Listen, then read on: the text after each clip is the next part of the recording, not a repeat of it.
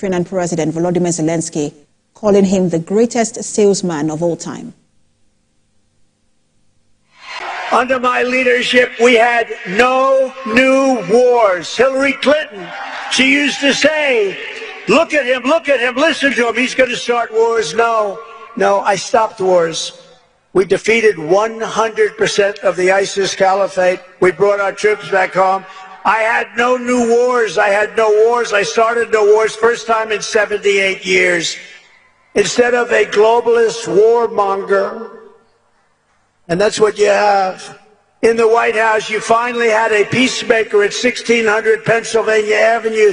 These terrible wars, these horrible wars that were started, they never end. We call them the endless battles. Biden's weakness and failure are putting us in grave danger. As president, I will restore peace through strength. In my next term, we will build a great iron dome over our country like Israel has. Joining me to discuss this is Dr. Godwin. He's the chairman of Nigerians in Diaspora, Russia. He joins me via Zoom from Russia. Good to have you join us. Thank you for having me. Now, this is a first of its kind talks in Switzerland, and we've seen scores of countries back a Ukraine-led call for peace.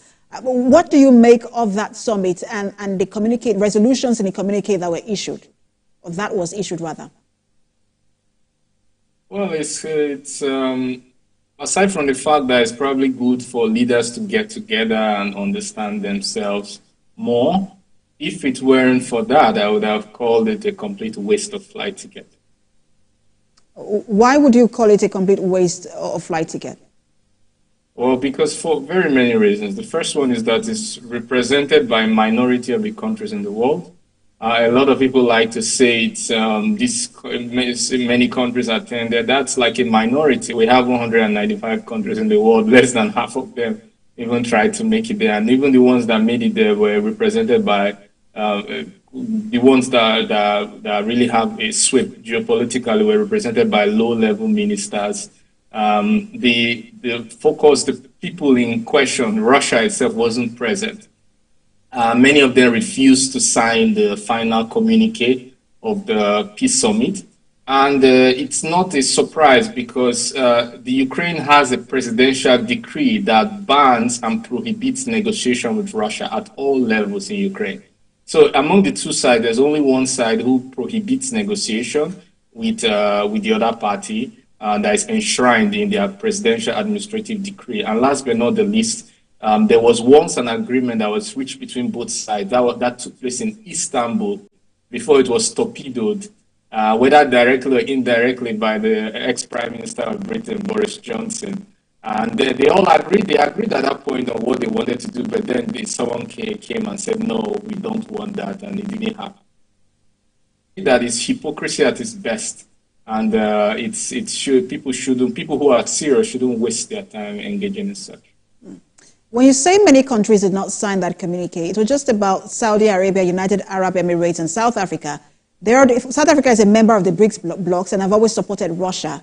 The other countries have a trading relationship with Russia. They wouldn't want to compromise. That's understandable. But this is the first time you're having countries, about 90 of them coming together. Brazil and China have tried to have a peace agreement. It did not work. Isn't this still significant, irrespective of whether 105 countries did not attend?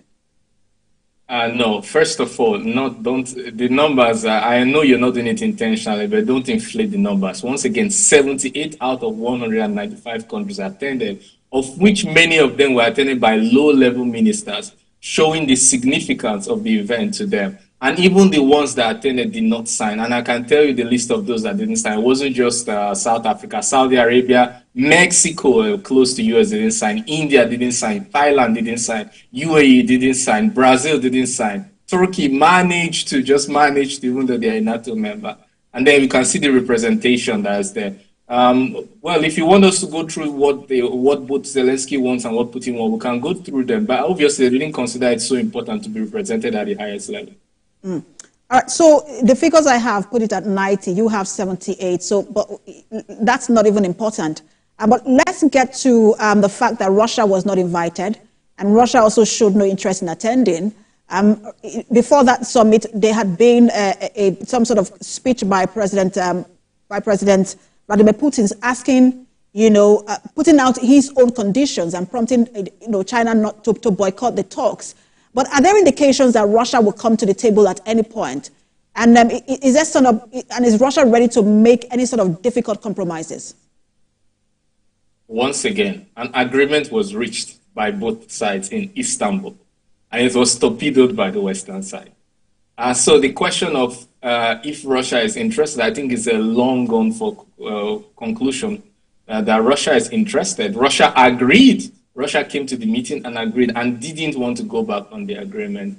Also, Russia does not have any law that prohibits negotiation with Ukraine as we speak. And then when you talk about the motivation to come to the negotiation table, it shouldn't even be Russia, because Russia is clearly having the initiative at the battleground. Russia is the fastest growing advanced economy we have today, as professed openly by the World Bank. The West clearly proclaims that the sanctions are not working, and that is why they are still trying to go on the 14th round. Someone will say, well, if you do something once, twice, thrice, and it doesn't work and you keep on doing it, it's the definition of madness. Well, I'll leave you to draw that conclusion yourself. But if somebody has to go through 14 rounds and is still called ineffective, then who do you think should be on the negotiation table? By the way, it's not a conflict between Russia and Ukraine. It's a conflict between Russia and NATO, because NATO is all their hands, leg, foot in Ukraine, either as mercenaries, private military contractors, sponsoring.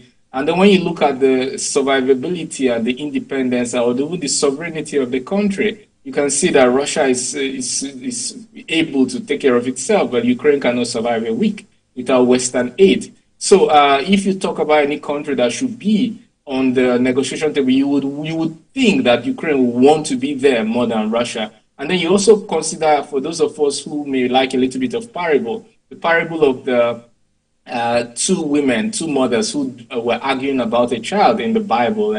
And then Solomon said, if you are the real, let's divide the child into two. And the real mother said, oh, no. Let the other person take the child rather than dividing this child into two, because she has the real feelings of the child. But when your country is destroyed, the war is hosted in your country, you're receiving external money to destroy your own country, and you claim to be patriotic or to love your country, that's just his hypocrisy at its best.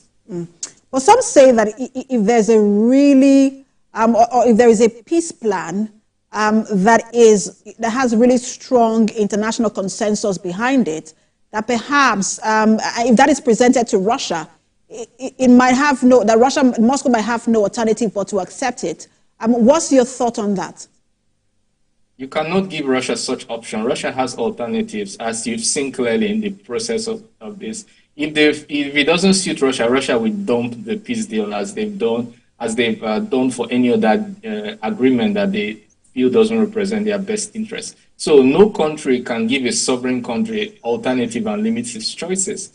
As you can see, most people around the world are doing business with Russia. Russia, once again, is the fastest advanced growing economy according to the World Bank. So who should be giving who options?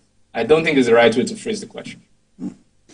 Interesting development. We'll see how, again, this plays out. The war is now a war of attrition. Thank you so much for your time. President of Nigerians in Diaspora, Russia, Dr. Godwin Ibe. Thank you for having me, and thank you viewers for tuning in.